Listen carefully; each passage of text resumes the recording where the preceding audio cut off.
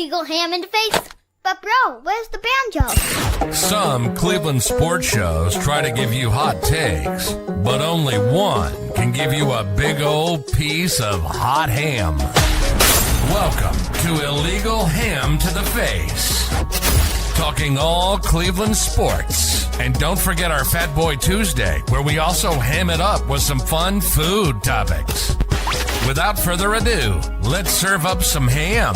Here are the Ham Boys, Fatty, and Big Bry. What's going on, everybody? For right now, you're seeing this fat face. Brian will be here in a second. He's taking care of some things. Welcome on into Legal Ham to the Face here on Network 216. Thank you for joining us tonight. If you could, please go give us that like and subscribe right down at the bottom. All of our socials at Ham Illegal and at Network 216. Let me see if I have. Oh, look at that. I do have. Look at that. I got a little banner down there at the bottom. See, you just do it right there. But thank you for joining us. Bry is entering the studio. I'm going to let him get set up here in a little bit. For tonight's show, we are diving into another Browns loss. We are going to talk last meals for Fat Boy Tuesday. And then for our top three tonight, out of the NFL, we are going to build our offensive juggernaut. So we're going to pick one quarterback, one running back, one wide receiver, and one tight end in the NFL right now and build our ultimate offensive team. So let me bring him in. Bry, my friend, how you doing? Oh, I'm not too bad. Sorry I'm late. I knocked a beer bottle off my table here and it shattered. So kind of sent me into a scramble to try to A, clean it up, and B, pick up all the shards of glass that went everywhere. And obviously get another beer, right? Well, yeah, absolutely. A can this time. So that's smart move. Smart move. Got to go with the cans after that. I got one bottle left, but I got some cans. Yeah, smart move on that. James is in here. What is going on, James? Thank you for joining us tonight, bud. As you What's up, James? Do. All right, Bry. How was your week? We got a little flack on some of the shorts that I put out there. Some of them have been kind of funny, especially with you and I arguing about if the Browns are interesting or not, and some F-bombs and trash were thrown in there. We got called fat and stupid again. That was fun. I think that's a weekly thing at this point. I think it doesn't matter who you are. If you're on social media somewhere, there's some moron that'll call you fat and stupid. I was hoping for Cletus and Fetus again. That was kind of like one time. Right. I still think we need to get Browns jerseys made with Cletus and Fetus on the back of them. Yeah, I'm all for slander if it's creative and funny. Absolutely, yeah, that one will stick with you. No, we had some feedback about our conversation last week about how the Browns looked and everything else, and a lot of people chimed in and said that Tennessee Titans are an NFL team, which I agree they are an NFL team, but we did not look as great against them. But hey, Bry, this week we looked even worse, and I didn't think it could happen, but Justin comes in, new show name. Time to get fat with Cletus and Fetus. Here we go. I think so. It's got a nice ring to it. How was your week, bud? Everything go well this week? I know you guys got peppered with a little snow down there over the week. Yeah. It's been a challenging week, I guess. Nothing terrible or anything, but just some small things going on, and but we're good. Yeah, everyone's healthy. Everyone's good. So happy. That's awesome. That is awesome. We got, Brian, we did Christmas concert last night. Oh, with the boys. Brian, I love the boys' school, and I love my kids. But for us to be there 3 hours before our boys even take the stage is fucking ridiculous. Oh my gosh. When was this, you said? Last night. Oh, on a weeknight? Are you kidding me? We had to be there at 5, Bri. 5 o'clock. Show doesn't start till 6. Our boys didn't take the stage until after 8. Golly. Yeah. Maybe I'll try to steer Madison away from choir then, I guess. Well, and the thing was, like, because they're in the middle school band, and then the question I had with my wife, I'm like, does everybody from the school have to go here? She goes, no, it's just the band and the choir. I'm like, what the hell did we do wrong? Like, really, we want to let our kids play an instrument? Like, come on. Oh my God. I have a quick story about you talking about Christmas concerts got me thinking about my junior year. We had a Christmas concert choir. Same thing. It lasts like 2-3 hours, and we were only on stage. Our particular group was on stage for maybe 3 songs, and then the next group goes. So we got to stay there the entire time, and it was on a Sunday. I think we had like Sunday and Monday concerts. So it was on a Sunday. And so in December, the Browns game was going on. This was early 2000s. Actually, we probably might be able to figure out the exact year because I think it's the anniversary, maybe 25 years. Anyways, it was Bottlegate. And oh, shit. me and my one buddy who there was like a group of us who were in choir our sophomore year, including like my brother and some of his friends and some of my friends. Everyone else kind of dropped out, and it was just me and my one buddy, Devin. And Devin's the guy who I shout out, Devin Grella, who unfortunately lost his life in the line of duty. And so it was me and Devin, and we were both big Browns fans. And so we snuck out of the choir concert because my house was only like 5 minutes away. So we go home and we make it home for the end of the Browns game when they just start throwing bottles onto the field. And we're like, oh my goodness, this is history. It was just pandemonium. It was chaos if you can go back and watch all the videos and everything. But yeah, that's kind of where my mind goes to when we talk Christmas concerts, that we snuck out. I think we went to my house, watched the end of the Browns game. Then we went to McDonald's to grab something to eat, and then we made it back. I don't know how we got it, because like they treat it like it's a prison. They have teachers, they have chaperones, they have everybody making sure that the kids can't sneak out. Somehow we snuck out and found a way back in too. But yeah, good times. Raul's in here said 10-cent beer night was epic.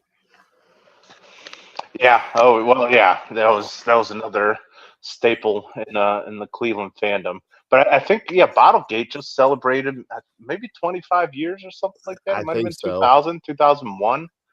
I can't remember exactly the year. God, I remember that so bad.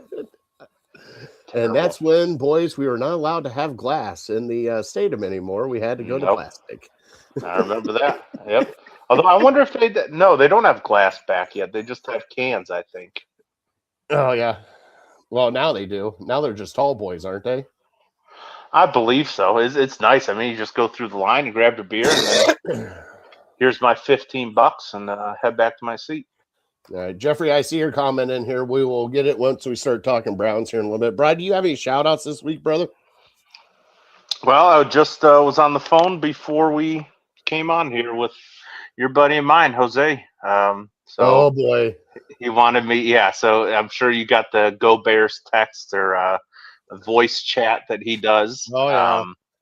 So I had to give him a call and see what he's up to. He's moved back to Chicago now, so he's living in Chicago. All right. But yeah, has a lot to celebrate with the Bears. So he wanted me to say hi for you and ask you about them Bears. Yeah, I bet he did. So he moved back with his sister then. Good for him. Yep. Sounds happy there. So yeah, it was nice to hear from him. Good. That's awesome for him. Yeah. God, Jose and the Bears. Finally got a good team. Yeah, I know. Record-wise, anyways. I know. The only shout-out I got this week, Bri, is I went to a fun place on Sunday. Met up with one of the guys from Network 216. We did a little pregame show there on Sunday at the 3 spot there in North Royalton. And okay. It was off of Ridge and 82. Ridge 82. Okay. Yeah, I know the area. What's it called? 3 spot? Yeah, the 3 spot. Okay. And I'll tell you what, bro. Yeah, there's a nice bar. Had great food. They had game day specials. They had a $5 double cheeseburger. They had tots and stuff. And the double cheeseburger was like, it wasn't a McDouble. It was better than a McDouble, but it was like a legit double cheeseburger. It wasn't like one of their big ones. But sure. But I had their hot garlic wings, which were phenomenal. They had some buffalo chicken dip that we got into and stuff like that. But tell you what, if you want to find a spot to go check out, go have a nice drink, nice bar, TVs everywhere. Awesome time. Go check out the 3 spot there in North Royalton, right on Ridge and Pearl. Good time. Let's see here. Justin, I guess being 2-time coach of the year outweighs having 2 winning seasons. Here we go. Mom made it in tonight, Bryce. She remembered. Mama made it in. So hi, Mom. Awesome. Thank you for joining. And I feel like I'm froze up here, but I'm still going to keep talking. No, I got you, Justin. It is not the G spot. It is the 3 spot. It's not G Love and special sauce. All right, it's not. All right. I'll drink that.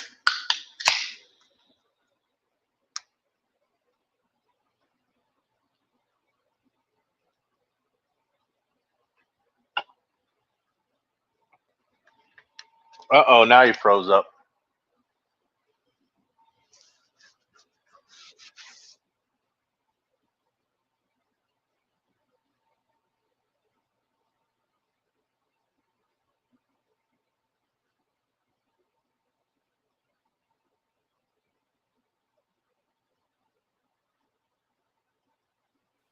All right. All right, Brian. All right, Brian, you still there? Okay. I had Okay. you for a second. I got you now. All right, everything froze up on my side, so I apologize. That's what everybody. I thought. I wasn't sure. There's this awkward moment of me probably just staring at everyone watching. So Hey, it was all right, awkward I over think you're here. back. It was awkward over here because I definitely was talking to myself for about a good 5 minutes. It felt like. Oh, and I bet it was so good too. Oh, Best it was. content we've had.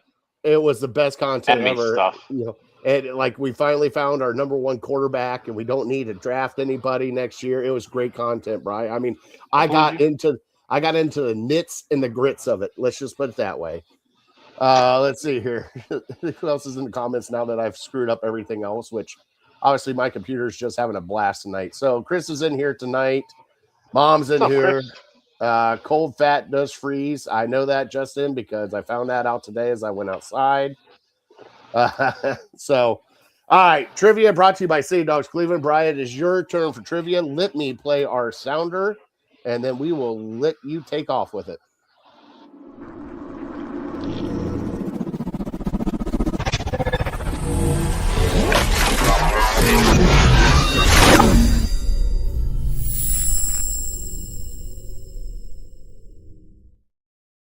All right, Brian, it is your turn. Here we go. City Dogs Cleveland, please go adopt a dog. And if you're going to adopt a dog this Christmas for your family, go get a City Dog from City Dogs Cleveland. And if you cannot adopt, this is the time of year to volunteer, donate. I believe that myself, I have raised over $150 so far for City Dogs Cleveland. Money going straight to them. So if you can, please help them out, donate, do whatever you can to help out a City Dog from City Dogs Cleveland. There he is. Cato's in here. Just wanted to say hi. Oh, yeah. I told him, jump on in. Go Bears. Bears. Good to see you in here, Jose. All right, Brian, what do we got for trivia tonight, bud? So I got trivia, Browns trivia going back to the year 2000. I was going to say 99, but I cannot confirm that it was 99, so we're just going 2000. Who has the most receiving yards for your Cleveland Browns since 2000? Since 2000? Mm-hmm. Unless I get the feeling it's a tight end. I'm not saying anything. No hints. No hints. All right. That's a great one. All right, Brian. I don't even something. The Cavs suck as bad as the I know the Browns do right now, and Do I that. don't even want to get into it. But man, it's not good over there in Cavs land, which they play again tomorrow, I believe. So we'll talk about them here soon. But we got too much Browns content. Raul, I am pretty sure, I am almost 100% sure it is not Kenny Britt. He's got the most miles put on a bike. Nice. That was, I mean, Nice just that was a good one. I love a Kenny Britt, Dwayne Bowe reference. Gotta love those. That's what I should have asked you. What number was Kenny Britt? I got an idea. I know what his phone number was because he gave it to everybody on game day when he wasn't there. Is that a true story? I don't know. It sounded good to me. You just made it up out of thin air? Right out of thin air. That's what we do on social media now. That's what we do on social media now. Yeah, zero sources. That's right. All right, Brian, let's get into Cleveland headlines so that Chris can enjoy the bass pumping.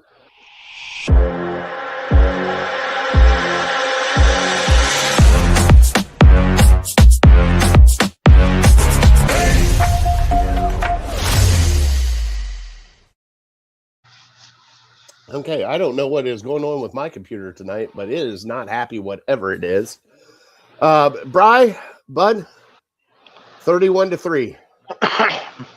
Lost to the Chicago Bears. I don't know what else to say anymore, Bry, as if there's anything to say. The amount of injuries that were on the injured list coming out in that game was ridiculous.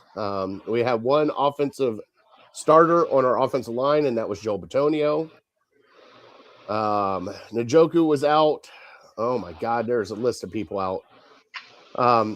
Special teams. Hey, guess what, Bryce? Special teams fucked up again, like they do every week. Right, I don't even know. It's seriously, it is Groundhog's Day. With this team, and when you start to get good and you think that things are going great, then life comes and kicks you right back in the face with the Cleveland Browns. Brian, what did you think of the game on Sunday? Like I said, I sat there and watched it in person, and most of the time I was just laughing at the debacle that was everything the Cleveland Browns. Well, I would, without just being recency bias, I would say that this was our worst game of the year, and it was kind of strange for me. I'll get into my Sunday experience, but just the fact of those elements going into negative 10-degree wind chill, and you have one team that wants to be there, one team that's playing for something, and you have one team that is not. And so when those two things collide, one team's just going to give a lot more effort than the other. One team's going to be a lot more prepared. One team's going to want to be there because it's vital to their future of their season. The other team's 3-10 and eliminated from playing for anything that matters. And, who knows where their minds are at. And one thing that maybe we didn't, and I underestimated a little bit as well, is just we keep hearing how much these rookies mean to this team and what a vital part they play to this team. Well, every other year of their football life, their season's over by game number 13, 14, whatever we're on. So 15? Game number 4. What's game number 4? When the season ends for the Cleveland Browns. It's game number 4. No. I'm just saying physically, the physical toll on their bodies. When you play in college, you play 12, 13, 14 games.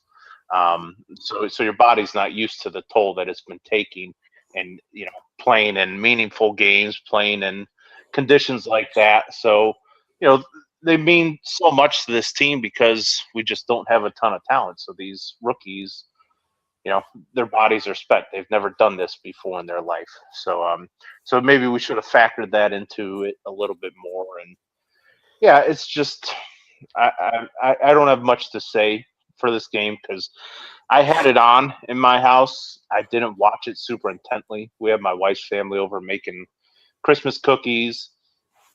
I was installing with my brother-in-law, installing a ceiling fan. So I sat down and watched at the beginning, and then the Miller Lights started going down a little bit easier.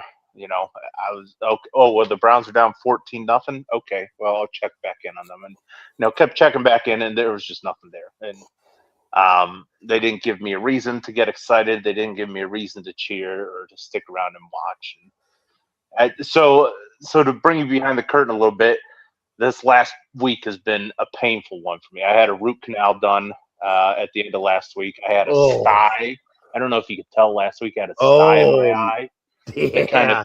that kind of turned into like the size of a marble, and I ended up like popping it on Saturday night. So root canal, sty. I would rather go through those than have to sit down and watch that Browns game. And start the list now.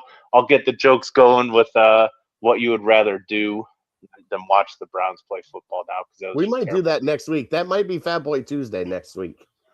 Well, for our Christmas special. I'm gonna head off all the jokes now and say I'd rather take marriage advice from Sharon Moore than have to watch the Browns play football. So you went that. Break that ice. We'll break that ice. But I think that's all I'm going to say about that. But yeah, it's a terrible experience right now, and I think we can still get excited about Shedeur Sanders, but I you just don't know where but you just don't know where the buy-in is from the team. When you're 3-10, 3-11, you're playing in 20-degree weather. You're going to be playing teams over the next few games that have something to play for until we play the Bengals. And so this might be what it is. I don't expect it to be that bad, but I had a friend who said, hey, I got an extra ticket for the Bills game this week. And I'm like, I got family stuff going on. I don't want to waste my entire day like going down there to watch what could be a terrible, awful product. As big a Browns fan as I am, but like these games just don't mean anything. Yeah, it was take it for me because I actually did watch the game, unfortunately, Bri. Yeah. It was not pleasant. It just from the very jump, the opening kickoff, I sat there, Bri, I looked at everybody at the bar on the opening kickoff. I said, I bet you he returns this for a touchdown. And everybody looked at me and were like, oh, shut up. Then he breaks loose and passes the 50 with it. And they're like, holy shit. I'm like, yeah, they suck. And then the special teams blunder. And then the very first drive, the false start, 12 men on the field, the stupid wristband thing. How can it get any worse than what it's getting now? And even Justice said, what was the wristband thing? And the wristband thing, supposedly they came out and the wristband got switched out. I don't know. We're in wristband gate now of what's going on. Terrible explanation. Jeffrey comes in. I told you I'd get back to you. Said we need a veteran quarterback. Still needs a lot of work. Yeah, he does. He even brought up the looking at his first read. I mean, he targeted Fanning Jr. 15 or 16 times. Like it was just no other way. Is that right? Oh, dude, it was unreal. He had like 7 catches. Let me bring it up. He got targeted like 14 times. Wow. Yeah, it was. That's crazy. And it was all checkdowns. So that was. Oh, sure. I'm sure. Yeah. Right. Yeah, Harold Fanning had 7 catches for 48 yards and was targeted 14 times. Wow. 14. The next closest person to him was Isaiah Bond and Jerry Jeudy with 4 targets. Jeez. Yeah, so it was, Brian, it wasn't good. It wasn't pretty. Shedeur did not look great at all. He started seeing ghosts there at the end. I'm not saying that he couldn't move the offense when he needed to, but Brian, it's just so hard to watch. And especially, like Justice said, 20 degrees is perfect running weather. This defense was giving up 140 yards rushing the past 5 games. You know how many yards Quinshon Judkins had this game? No. Let me tell you. Quinshon Judkins, 21 yards, 12 rushes. 12 rushes for 21 yards. That was one of my takes. I don't know why he doesn't get more heat. Like you won't hear anybody saying, is it just because he's a Buckeye? Is that why people are afraid to criticize him? Because we were talking about this guy like he could be the next Nick Chubb. And he comes in and is he even averaging 4 yards a carry? This was a high second round pick. What did Nick Chubb do in his rookie year? He was a stud. and he was on a terrible team. He joined an 0-16 team. So but an 0-16 team that had an offensive line. These guys are guys like me and you out there playing left and right tackle. You're making excuses for him. Oh, well, that's what everybody's making for Shedeur Sanders. Well, that's fine. But I'm just saying, like there's plenty of. I'm not saying he doesn't have to do better. But how is he supposed to get 100 yards when he's getting hit 5 yards in the backfield? Well, I'm sure that's an exaggeration, but you see good running backs on terrible teams all the time. Why don't you go back and take a look at the tape, bud? Because there's about a good 12 of those rushes. He got hit like 2 yards in the backfield. He didn't even get a chance to run forward. Yeah, it's fine. It's just I was expecting more from him. And, as somebody who played him in fantasy, he doesn't give you much. And you think, these rookie running backs, you have to make hay while they're cheap before you have to start paying them. So, they always say it's the easiest position to make the transition from college to NFL. See hole, hit hole. I understand hole's not there, whatever, but I've seen Breece Hall make magic with a worse offensive line than we have. I saw Tony Pollard last week run all over us. That was the other one. A lot of people love my take about Tony Pollard getting 160 yards rushing on us. Well, the defense got gashed again this week, but at least this was like a credible rushing attack. We knew that they were going to be good. Yeah, let's see here. DeAndre Swift, 98 yards, averaged 5.5 yards a carry. Caleb Williams, 250 yards passing, 2 touchdowns. Denzel Ward was out this game. Let's see here. Luther Burden, 6 catches, 84 yards. DJ Moore, 4 catches. Their even star wide receiver wasn't even starting, and we still couldn't do anything. It was embarrassing. I'm sure some of it had to do with, I'm not going to say guys quit or, anything like that, but the conditions, you either want it or you don't. If you don't want it, you're just going to go out there, you're going to go through the motions. Denzel Ward being out, that was a big loss. Maybe we are underestimating the Malik Collins injury, because ever since he went down, our rush defense is one of the worst in the league. Yeah. So I don't think one guy would make that big of a difference, but how else do you explain it? Like, he was having a great year. One of probably the best in his career. And, that's a loss. Unfortunately, guys like Mike Hall and, some of the other defensive tackles that we have drafted just haven't stepped up like you need them to.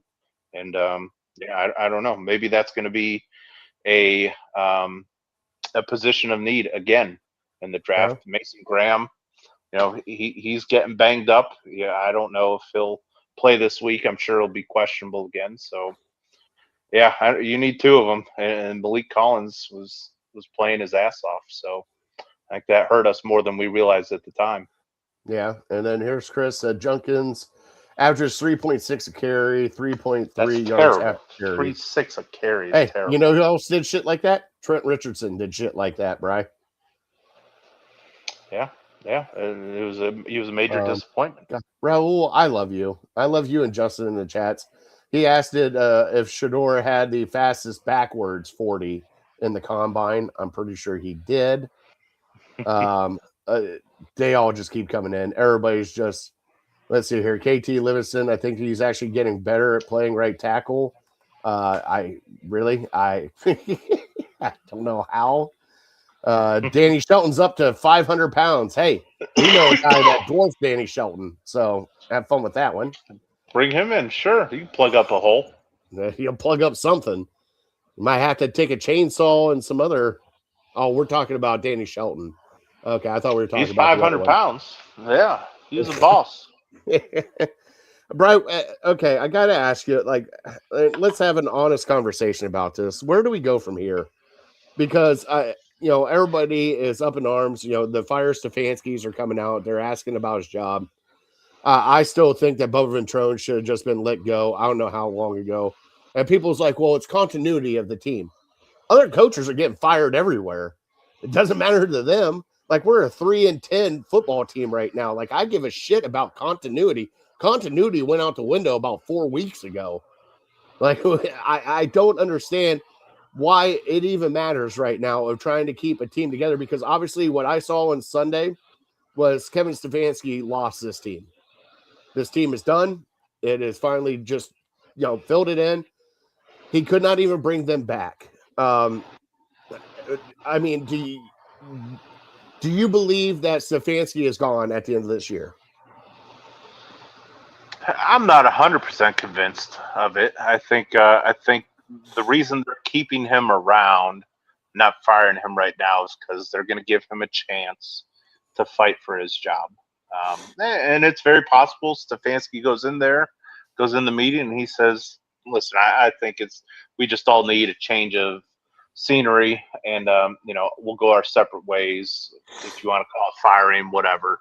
But I can go somewhere else and get a fresh start. And he might go that way. Maybe he fights for this job. Maybe he says he really wants to be in Cleveland. He wants to help turn it around. He has a great plan for getting us back in this offseason. And maybe Jimmy Haslam buys into it. I don't know. But yeah, the fact that they don't fire him now at least leaves that door cracked just a little bit to where he could come back. And we all agree. Nobody's really saying that Bubba Ventrone needs to come back next year. But the fact you keep him around, to me, is just like you need a scapegoat. Will Bubba Ventrone end up being the scapegoat this offseason? Like, well, if we didn't have these 2 returns against the Jets, we win that game. If special teams didn't let us down here, we win that game. And so, you can start pointing the finger that way. But it all points to the fact that they're just really not trying to win right now. It's not at the top of their list. We're going to tell you that because that's what professional football teams do. Nobody's going to ever admit to tanking. I'm not saying they are tanking. I'm just saying there's things they could do this week to help them win on Sunday, and they're not doing it because they're just going to push it off till the end of the year and address it at that point. Because, okay, Bubba Ventrone, he's doing his job. I can do my job and look good at my job, but he's going to end up blowing the game, and we're going to lose the game in the end because of him. So I'm doing what I have to do, and I'll just let him blow the game, which is seemingly what they're doing at this point. All right, so oh my God, the comments are going nuts right now. Chris said 90% of Junkins' yards are after contact. Justice said, give him a chance to fight for his job. What the hell has he been doing since he's been here? Giving Haslam a reach around. There's other things about Shador. I'm kind of done with this whole regime to begin with. I sit there and I think about it, and I got asked actually by one of, somebody that we both know. Somebody asked me and said, hey, does one good draft make up for horrible drafts in the past?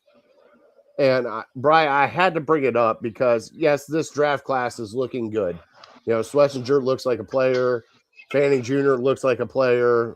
We're still kind of, both you and I are kind of indifferent on Quinshon Junkins, but I want to go back because Andrew Berry took over this team in 2020, Bri, and I'm looking at all the players that he's drafted. Bri, it's either the players are not on the team or not in the NFL right now, and it's like, the 1 year 2020, Grant Delpit was the only player that's on the team now. He had Jed Wills, Jordan Elliott, Jacob Phillips, Harrison Bryant. All right, and that was also Nick Harris and DPJ. We go up to the next one, Greg Newsome, who's not on the team anymore. Mercy. I don't need you to go through all of Andrew Berry's terrible drafts because I'm just saying it's worse than my root canal, to be honest. I'm just saying though, but does Andrew Berry save his job with one good draft? Well, I told you last week after the show, like everyone wants to talk about how great this draft class is, and I agree, it's very good. By far, his best draft class, by far. But you start looking at the moves individually, and like, were they really unbelievable moves? Like, to me, trading from 2 to 5 and getting a first-round pick, that just goes to show you how stupid the Jacksonville Jaguars were. So yeah, I guess you give him credit, but you also need somebody to accept that deal. So you give Andrew credit for the Jaguars being idiots, and then taking Mason Graham. Between him and Will Campbell, those were like the two safest draft picks in the class, and so they've both been pretty good. Neither one has been terrible. Mason Graham has had some great moments, but I wouldn't say he's like transcendent defensive tackle. And so drafting him when you have the 5th pick, again, that's a pretty easy pick to me. That's a pretty safe pick. I guess I give him credit for Schlesinger because he was great, but if you really go back and look at the draft class, there were 2 outstanding inside linebackers, and the Eagles took one at the end of the 1st round, and so Schlesinger was the next inside linebacker that was left. And after that, it just completely dropped off. That's why we took him so high. That's why we took him before Judkins, was because we couldn't afford to let this guy fall. And then if we don't get him with our second round pick, then he's gone, and we have to go to much less talented inside linebackers. So we take him because the other guy was gone. Had he had a choice at taking, and I think either one of them been pretty good. I think the other guy went to Alabama, who ended up getting drafted by the Eagles. But so you can give him credit for that. Fanning Jr., there were a lot of people that thought this guy's kind of like a can't miss. He's a very safe tight end. And so to get him, he should have never dropped that far because he was a very talented player. I think just because maybe his size and the fact that he played in the MAC, but a lot of people were comparing him to Antonio Gates and what he can do. And then Dylan Sampson was the SEC Offensive Player of the Year, and you got him in the 4th round. So that seems like a pretty easy pick. Judkins, again, probably a pretty easy pick, knowing that you weren't bringing back Nick Chubb. And so he was the highest rated running back, or one of the highest rated running backs. And you could even ding him if you really wanted to, saying he should have taken Travion Henderson, which is what a lot of Buckeye fans thought. And, Henderson's kind of the flavor of the week because he had a really good game. Like, these guys kind of go back and forth to where Henderson's better one week and then Judkins is better the other week. And so they kind of go back and forth. But if you want to nitpick, you could have said, well, he should have taken Henderson. And then, then it comes back to the quarterbacks, and it comes back to what a terrible, terrible, terrible pick Dylan Gabriel was in the 3rd round. Like, as great of a draft as it was, that's a completely wasted pick. And if Shedeur Sanders doesn't stick around with Cleveland, I don't know what the future lies for him. He's taken us on the roller coaster ride of all roller coaster rides, to where we're thinking he's a franchise quarterback one week and then he can't score a touchdown the next week. And so I think there's still a lot to be figured out from this draft class. But yeah, I mean, as you just started reading his previous draft classes, they're terrible. Everyone wants to blame Deshaun Watson for missing out on this 1st round pick, that 1st round pick, this 1st round. You still had 2nd round picks. You still had 3rd round picks, and he did absolutely nothing with them. So, well, no, he did stuff with them. Fine. No, he did. JOK was a good one. No, I'm talking about like bringing in people like Jerry Jeudy, and let's get into that fucking mess that we got there. That was a 5th round pick. It's still, hey, bud, you gave up a pick and you extended a guy that can't even fight for a ball in the end zone. I'm not saying that play wasn't. I mean, the Bears defensive player, that was one of the best defensive plays that I've seen. Just ripping it out from him. But Bri, if that was, let's just say I watched it last night. If that was DK Metcalf getting that ball hitting the stomach, you think he's fucking letting that ball go? No. It's frustrating watching our lack of talent on offense and just everybody expecting. And I even hate to say it because, I'm not saying I am a Shedeur fan or a Shedeur hater, even though you claimed me as a Shedeur hater last week. You have said you were ecstatic when he fails. So I'll classify that as being a Shedeur hater. I kind of am. I don't know what else you would classify that as. But with that being said, what wide receivers is he throwing to? Like, seriously, the argument. Cedric Tillman, no show. Isaiah Bond, 2 deep balls to Isaiah Bond, then a floater that should have been intercepted. And then 14 targets to Harold Fanning Jr. What kind of game plan is that against the Bears defense? Like, I don't. I'm pissed off because we're supposed to have offensive minds here taking care, and we can't even get a game plan to score one damn touchdown against the Chicago Bears. Just one touchdown, Bri. That's all. One. And we can't even do it. We have supposedly we have the hottest offensive coordinator right now that's going to get a job in college or somewhere else in the NFL. Obviously, if Stefanski gets fired, he's getting a job right away. And it's like, what are we not seeing out of this? Like, are we just blind to it? Do we have the horse blinders on? And it's like, oh, he is a good coach? Because I haven't seen it, Bri. I've seen mismanagement. I've seen stupid penalties. I've seen stuff that a head coach should be taking care of. And guess what? Tough, smart, and accountable. You haven't held anybody fucking accountable here in 6 years. Am I wrong? I agree. No, of course. Well, Wyatt Teller, people seem to think he's been accountable. Like, just crazy. Crazy, Bri. Like, it's just, I don't know. I don't know the plan going forward, okay, because we don't have one going forward. Because as of right now, we're still in a limbo if we have a quarterback or not. And then we're sitting here going, okay, well, do we have an offensive line? Well, who's coming back on offensive line? Oh, Wyatt Teller's not playing. He's got a calf injury. Yeah. Conklin hasn't played in the 6 years that he's been here. Glad we got him. Left tackle is just a shell of themselves. Center's been hurt. Wide receivers can't catch the ball, especially when it hits them in the hands, because I just found out now through the wonderful thing of Google that Jerry Jeudy has the most dropped passes in the NFL right now. Oh, yeah. That's no surprise. I think he might have been up there last year, too. Oh, my God.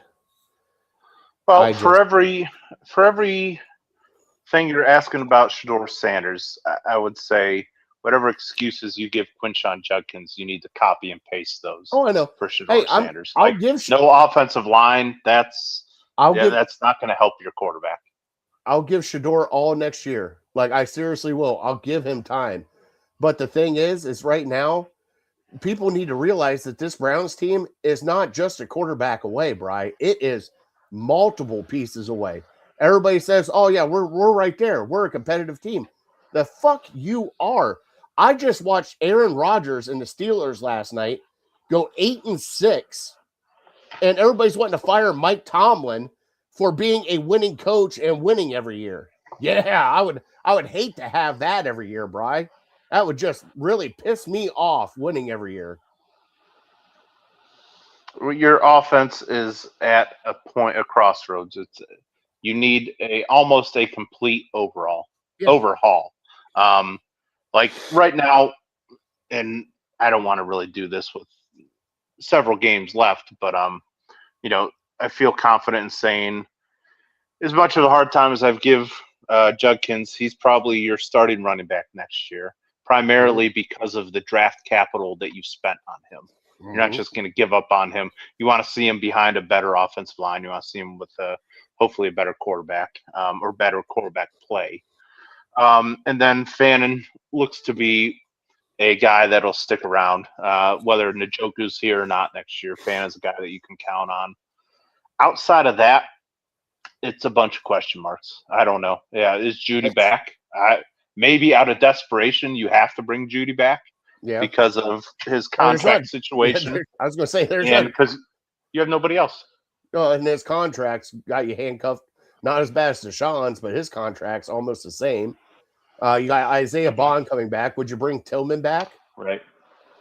I mean, if you look across this offense like Jamari Thrash, what has he done? No, he got cut. Well, no, he's back now, Bri. He got cut. Oh, they brought him back. He got cut and brought him back to the practice squad? Oh, yeah. Yeah, so he's back now. Oh, like Mo Hurst was back. I'm glad Big Mo was I heard back. that. He made some plays for us. Right. But like you said, you look at this offense, there's like maybe 4 people you want back on this offense, and that's it.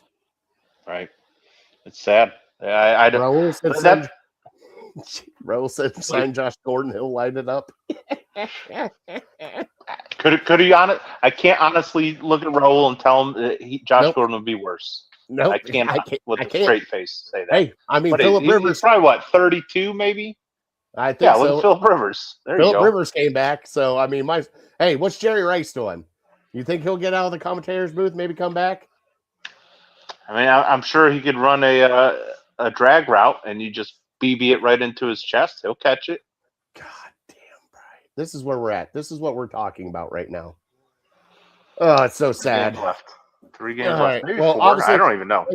Yeah, there's 4 games left. So we have the 4 Bills, games left. Bills, Steelers, Bengals. Bengals. Who else? No, I think it's just 3 games left. Okay, that makes sense. We're getting late, and it's almost Christmas, for crying out loud.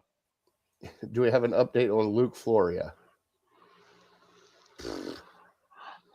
Who the heck is Luke Floria? That's what I'm trying to figure out. I've heard the name. Is he assistant coach somewhere? Hold on, we'll find out. Is that who the Browns are rumored to be interested in? It wouldn't surprise me if it's some no-name dude. Oh, he's a wide receiver. Oh, that's right, Yeah, from the he's a preseason. yeah. Local kid, right? Yes, he is the kid from went to Miller Kent? High School. Yeah. Okay, yeah. Bring him in. Why not? Sure. I mean, it's anybody that wants to catch the ball. Well, what do you think about Miles? Before we kind of put a bow on last week's game. All right. Any thoughts? I mean, Miles He's really good. No, he's really good. He got a sack and a half. I do think that he needs to break the record in these next 2 games in 16 weeks, not the 17th sure. or 18 weeks. He has to break a record in these next 2 games. But Did the thing TJ is, Watt do it in 17? Do you know? I don't know, but I don't want that asterisk. I don't want that asterisk by it. But the thing that pisses me off about it, Bri, is he's all out for himself now. He's not out for the team. Right. He is just trying to get sacks. He is just whatever assignment that he has. He's just trying to sack the quarterback, and he needs 1 to tie and 1.5 to take it. So, I mean, Brian, could he do it against Josh Allen? Yeah. But I don't know if he'll do it against Aaron Rodgers, because Aaron Rodgers is kind of a little bit smarter than most people. And then you got Joe Burrow the last game. So you got 3 quarterbacks that are coming up that are, not your average quarterbacks, Brian. I hope he can get it. Tackle for loss record is close. I don't know where he's at now, but yeah. Steve, thank you for tuning in. He said this is too sad to watch. He had to leave. I understand. I mean, you can stick around. We're getting ready to do Fat Boy Tuesday here in just a second, Steve. We'll warm your belly. To warm something. We're doing death row meals coming up. That's right. But Brian, I think he gets it. I mean, what do you think? I mean, after this season, I feel like it's kind of a lost thing. Like, yeah, it's awesome. We got a legendary player on a shitty team again. It's called Joe Thomas 2.0.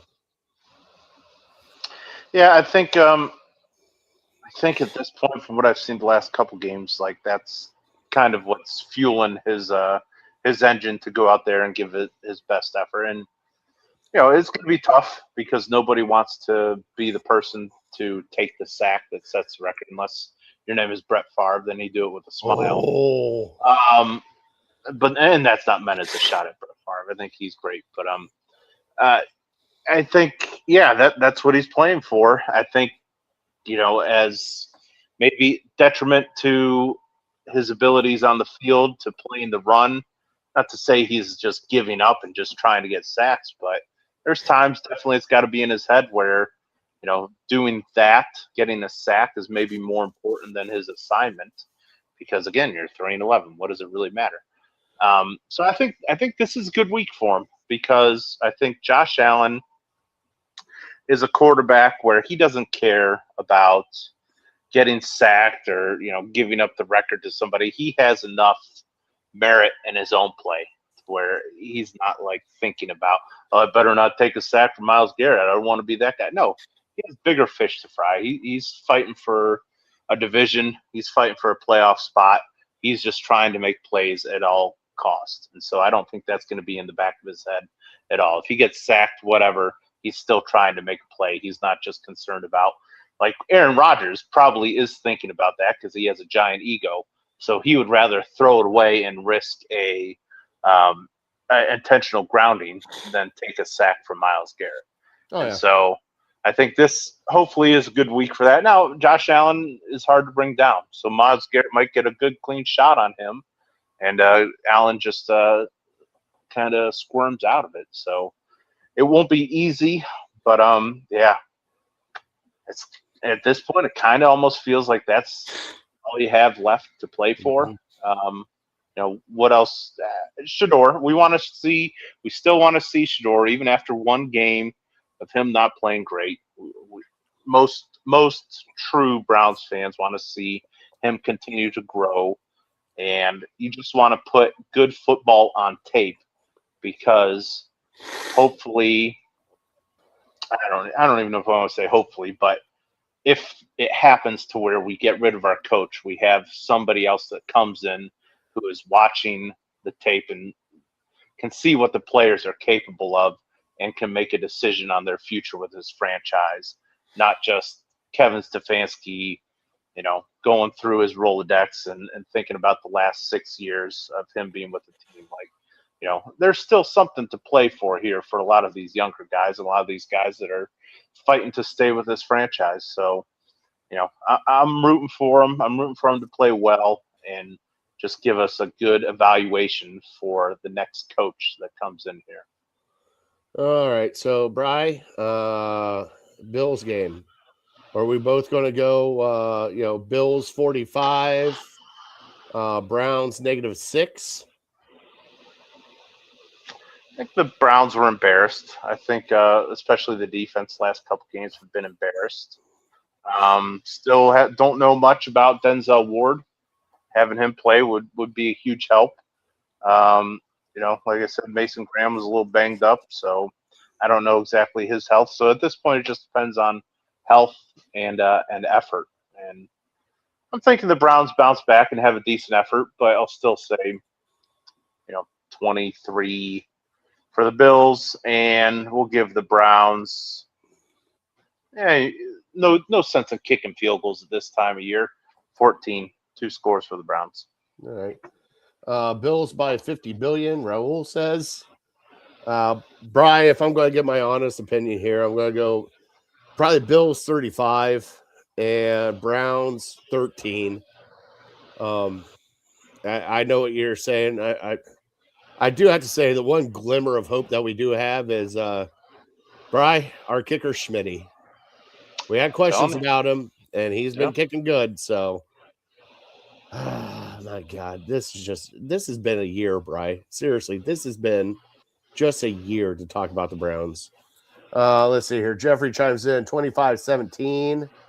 Josh Allen is good for one stinker game. Might be a bad one against us. Okay. So he's picking the Browns to win. That sounds like it. So I got to jump on his Good for side. you. I'll drink to that. All right. Well, I'm going to drink to that too. Brian, we got to get into our Illegal Handle the Face Fantasy Football update. Brought to you by Harold Keel and Lake Erie APA. The belt is coming to somebody, Bri. Can it be a back-to-back year for Big Bri? Might stay. Let's go. Here we go. Portage County Prostitutes had a bye last week. Always next year beat Golden Showers on Mayflowers 153-44, 153-83. Runner got a bye. And Team Big Bri 211-103 over Harold Keel. Oh my God. Oh, you had St. Brown go off. That St. Brown, Goddard, Schultz. Jesus, you had a good score. All right, we are here into the semifinals, Bri. 4 teams are left. Here they are. The Portage County Prostitutes will be taking on Always next year and Joe Bear. And a classic matchup, and I hope he's still watching. 3-time runner-up of the Illegal Ham to the Face Fantasy Football League. Runner up against Big Bry. See who goes into the finals. Here we go. All right, Bry, look at you, buddy. I'm a little afraid I wasted my huge week. 211 is a monster week, so Yeah, you might have. hopefully I get some other guys stepping up. But I went against St. Brown, Nakua, and Trey McBride in another league, and the dude just put up like an all-time week. Like those three guys got 100 points by themselves, and then he had other guys like his running backs got 20 each, and just I mean, I had a great week too there, and I only ended up losing by 23. But yeah, he was sometimes it just sucks. That's what sucks about fantasy football, to where you have a great week, but somebody else just explodes, and your season's over. Yeah, I know. Just like my season, even though I'm still winning right now. Waddle that There you Smith go. and Jigbo won 133-103 against Bills Mafia this week. Okay. So I'm still hanging in there, Bri. I'm 5-9 for next year. I'm coming back. Coming back, Bri. All right, bud. You ready to talk some food and do some death row last meals, bud? Let's do it.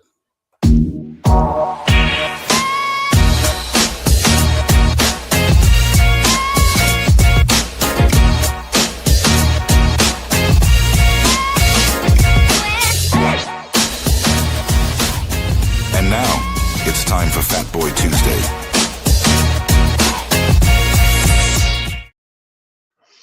All right, Brian, it is time for Fat Boy Tuesday, and we don't do this that often because obviously next week is going to be our Christmas week where we're going to be talking Christmas food and cookies and all sorts of fat stuff that you do over the holidays.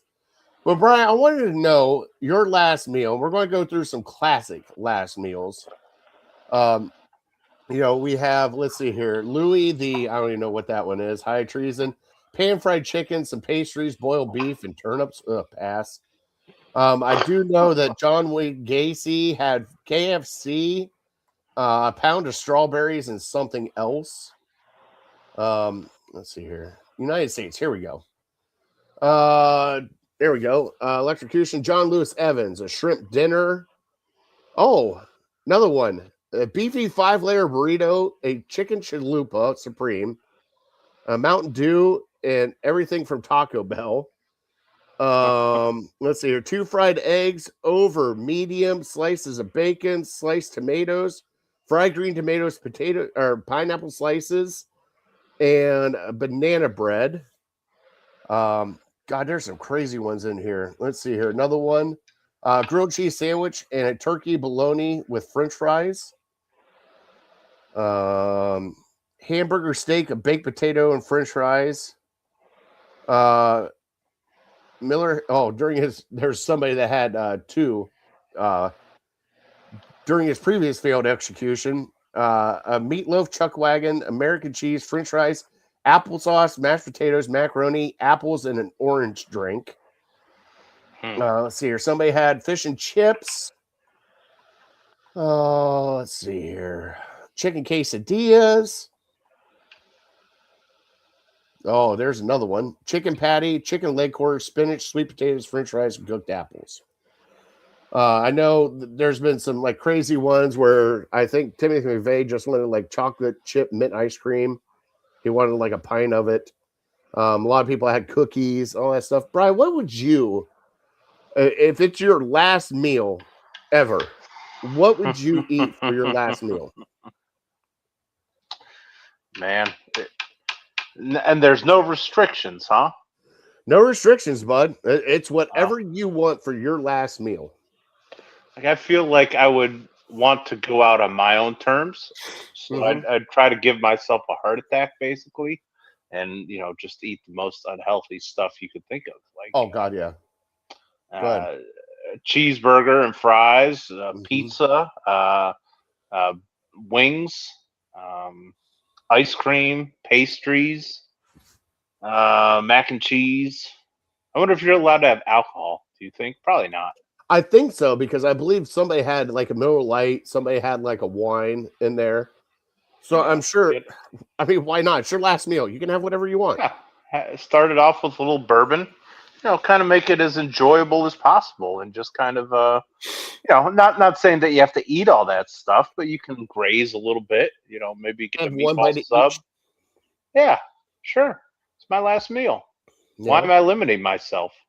No, I understand that. I'm not saying that you had to, but I mean, it's just, I'm kind of like you. I would graze over a lot of things.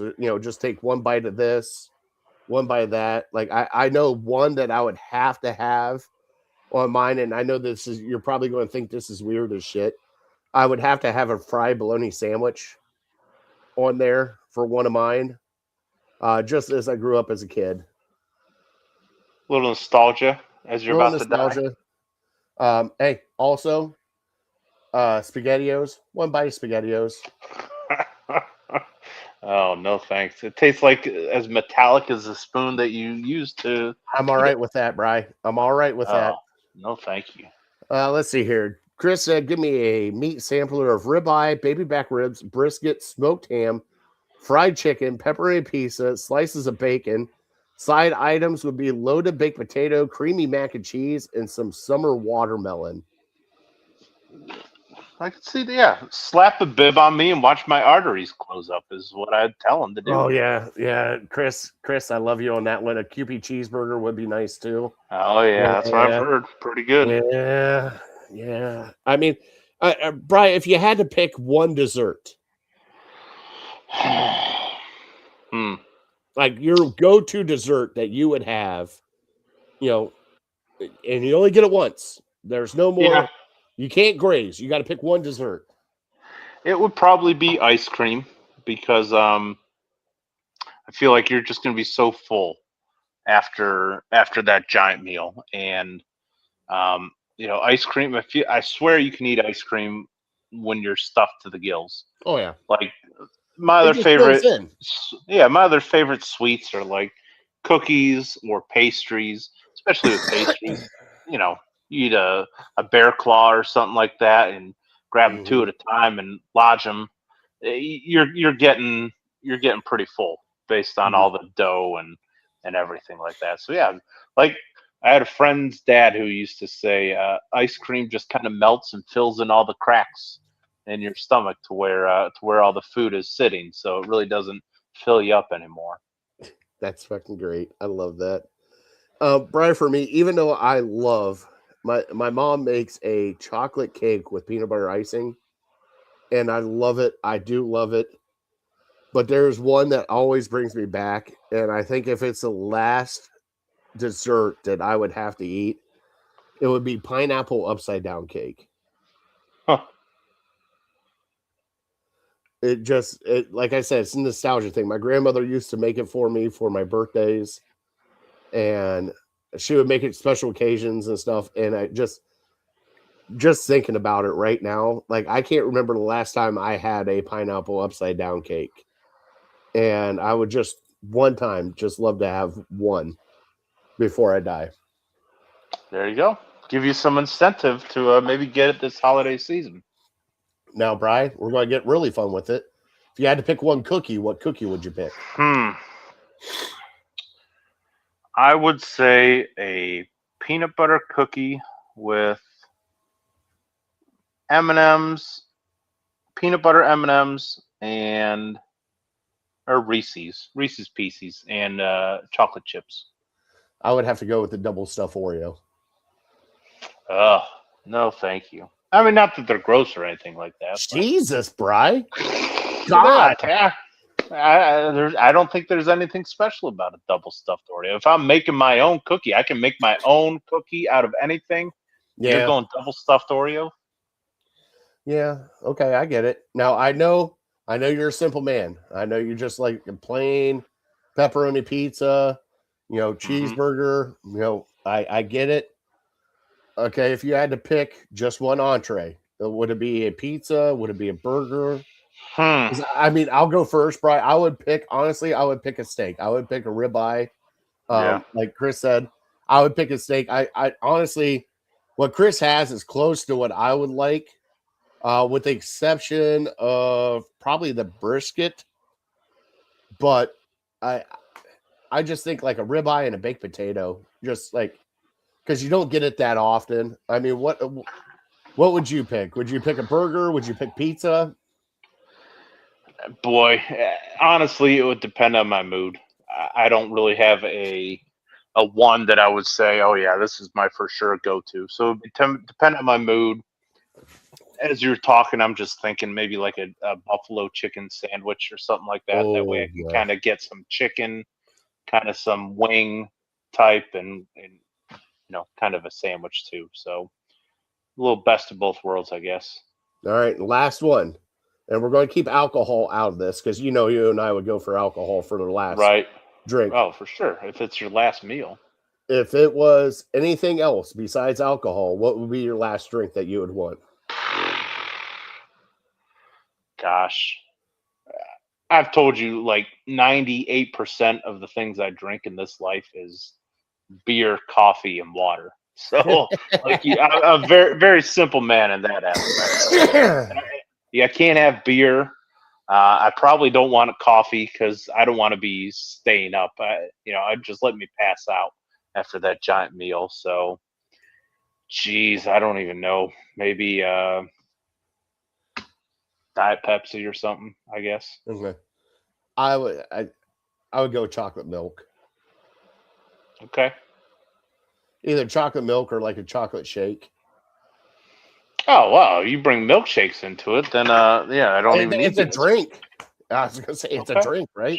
Sure. I'll go strawberry milkshake. That's probably my favorite. All right, Brian. Let's do our trivia before we do our top three tonight. All right. So you brought me a trivia since 2000, leading receiver for your Cleveland Browns. Mm-hmm.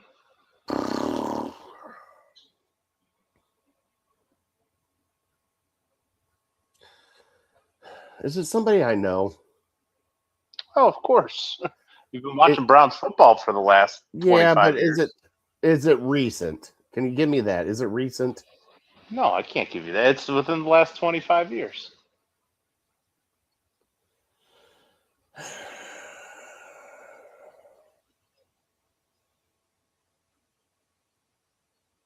God, it's going to be a weird one. I'm going to go with Amari Cooper. Not a weird one, no. But it's not Amari Cooper. No, I don't think he was here long enough. That's what you have to think about. You have to think of longevity here. Yeah, but the thing is just a flash in the pan. Was it a tight end? Yeah, I'll give you a tight end since you gave me your first guess. All right, so it is a tight end. Mm-hmm. It's not Njoku, is it? Is that your second guess? Yeah. It's Njoku. Yeah, David Njoku. Really? I was going to go with the past few years of Gary Barnidge. They've had some decent ones. Yeah. And to me, I wouldn't think of Njoku, but you think he's been here he was drafted the same year as Miles. So what was that, 2017? So he's been here 8 years. And he was like 16 years old when we drafted him. Yeah. He's been, from what I can remember, relatively healthy. So you figure he just puts up 400 or 500 yards a season. He's had some years closer to 1,000, but just that build up. But yeah, he's definitely not the first guy you think of. Raul, so much for it being Dwayne Bowe. I'm sorry. Dwayne Bowe. That'll be next week. What number was Dwayne Bowe? What number was Kenny Britt? Was it Travis Benjamin? Wasn't he one too? Travis Benjamin? No, he was. Oh my god! I don't want to say he was terrible, but he was a one-trick pony. He just you remember the games with Johnny Manziel. Run fast and run straight down the field. He was the smallest football player I think I've ever seen. He was tiny. No, he looked like his helmet was as big as his shoulder pads. Well, you got to throw in Dylan Gabriel in there, and also I'd say he's smaller than Dylan Gabriel. No, Hawk was the man. Toledo. All right, let's do our top three. Let's build our offense, buddy.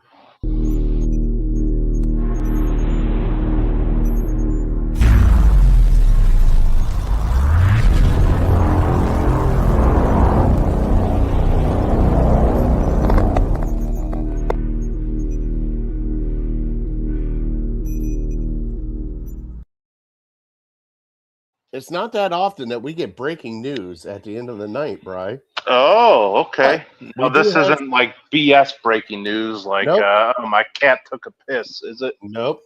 This is Okay. per Adam Schefter.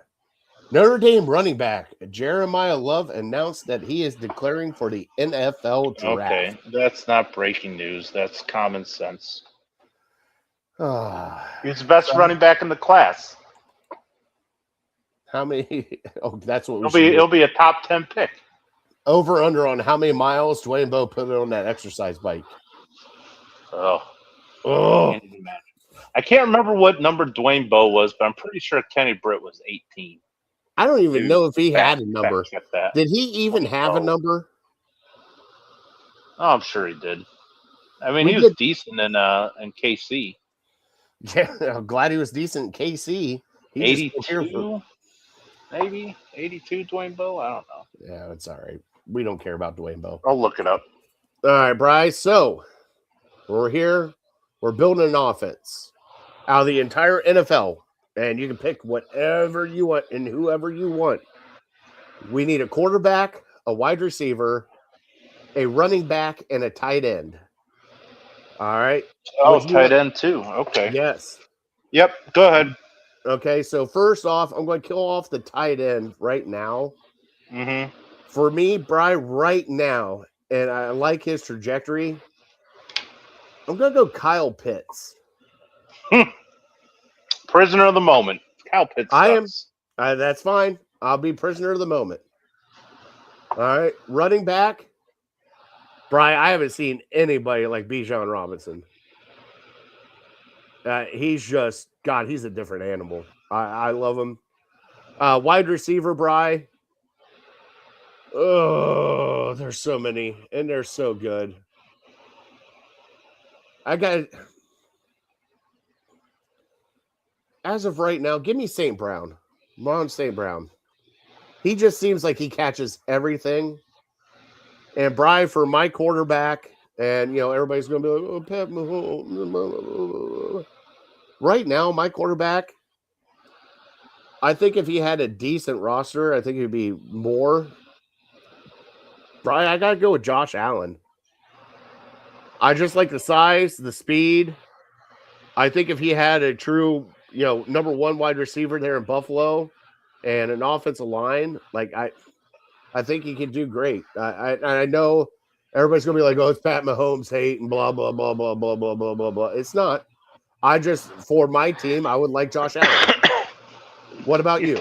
You're talking about Josh Allen like he's JJ McCarthy. The dude's won a MVP and he goes far in the playoffs every single year. So people hate on Josh Allen all the time because he can't beat Pat Mahomes. No, I'm with you. I'll go Josh Allen too, just because in this climate, in this division, he's a beast. He doesn't seem to get hurt. Knock on wood for Buffalo Bills fans. Yeah, Mahomes is magic, man. And again, I think a lot of my answers are going to be probably a little recency bias. But yeah, Josh Allen just does whatever you want. I'm with you. So I'm with you with Allen. I'm with you with Robinson. He's won me over because I haven't really believed in his talent up until this season, but he seems to be like the lone running back standing because Saquon's lost a step. Jonathan Taylor, he was great at the beginning of the year, but he's kind of drifted off, and McCaffrey's getting older. So yeah, Bijan's the next guy coming up. He kind of do it all running back. And then wide receiver, yeah, you could also consider this a prisoner of the moment, but Puka Nacua. Oh, I don't know. I don't know how he just, and I think it. I don't know. I don't know if he's truly the best wide receiver, but Matthew Stafford just picks his number one guy and he just peppers that guy with targets. Like, well, when you have a number one guy, like he's had Megatron, well, the crazy thing is, I think Nacua is on pace to maybe pass because Calvin Johnson has the receiving yards record in the NFL, and I think he's on pace to pass him, or if not, get very, very close. So Calvin Johnson's one right now. Cooper Kupp is 2 with his performance a couple years ago, and Nakua would be the top 3. Jesus. All 3 of those guys had Matthew Stafford as a quarterback. You think he's going to win? Wild to think. Is he winning the MVP this year, Brian? I think it'll be like the Heisman. We didn't talk about Heisman because Ohio State guy didn't win it, but yeah, it's going to be the last guy standing. Is he really necessarily worthy of it? Probably not.